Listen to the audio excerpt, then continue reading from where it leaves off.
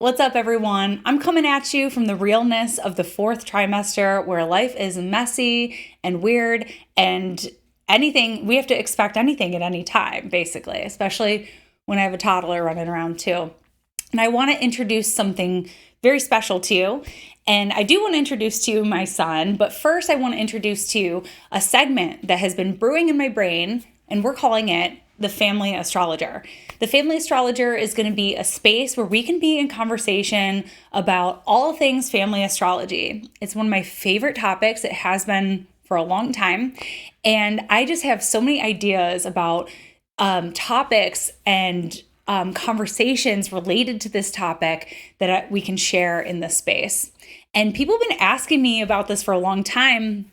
And it's probably because I offer a service called Family Dynamics that is, of course, a nod to astrologer Erin Sullivan, who wrote the book, The Astrology of Family Dynamics. And that is a source that I draw heavily upon, and I recommend her book to everyone who's curious about this topic. I also have so many ideas for conversations that I want to share with other astrologers along this line. And so it begins. I wasn't planning on launching this right now. But in alignment with the raw and messiness and nonlinear dimension of the fourth trimester, here we are. I'm having a good day. I've been itching to get back to my desk, and I've been itching to share the story of my son's birth through the astrological lens.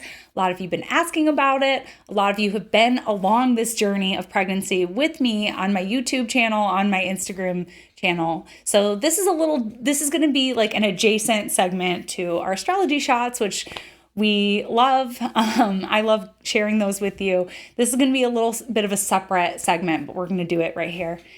So yeah, I'm very excited to share this topic with you all. I do have a loaded fourth house in my chart, which is another reason why I think a lot of people look to me for information about this topic. So here, we're doing it. We are doing it.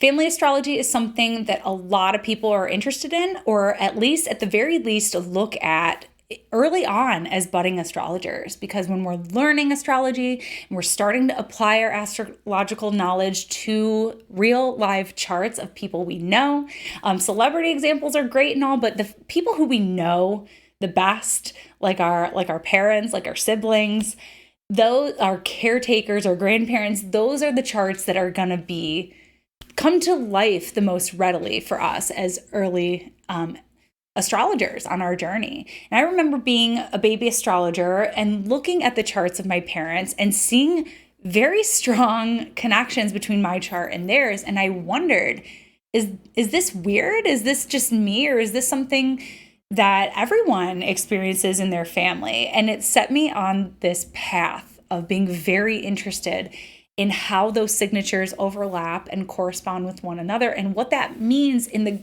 grand scheme of human interconnectedness, especially when we don't necessarily, like when we talk about synastry, we talk about partners, we talk about people who we normally choose and attract to one another based on a general level of attraction. We choose a lot of people in our life. But our family, we objectively maybe don't, or we think we don't. Who really knows? But I always think that that's such an interesting layer of synastry, of looking at how our charts interconnect with our families and what that means and what that can tell us about relating with these people who we're permanently connected to on some level.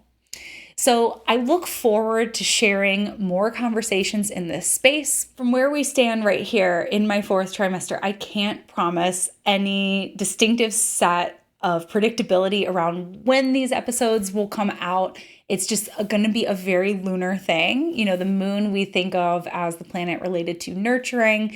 The moon is very much influenced by what's going on around it, and is very much affected by the rhythms and the tides and connected to those things. So this is going to be a very lunar thing. We're going to drop in when we feel like it for the time being, and hopefully later we'll find some sort of rhythm. But for right now, let's get into our first episode, and thank you so much for joining me here.